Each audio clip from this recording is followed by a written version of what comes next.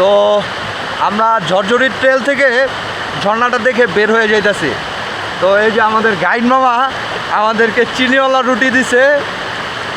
তো বললো মামা হবে, আমাদের 4 জনে হবে, ওনার জন্য আনছিল কিন্তু আমাদেরকে দিছে, মানে এটাই হলো ভালোবাসা। ধন্যবাদ মামা। তো আমরা এই ঝরঝরে একবারে প্রথম যে ট্রেলটা, এই যে এখানে বসে এই যে রুটি খাচ্ছি, চিনি রুটি, সেই রকম একটা ফিল ভাই, সেরা সেরা মামা, সেরা একটা ভিউ। এবং ভিউর সাথে এই রুটি আর নিচেই কিন্তু ঝরঝরি ঝর্ণাটা।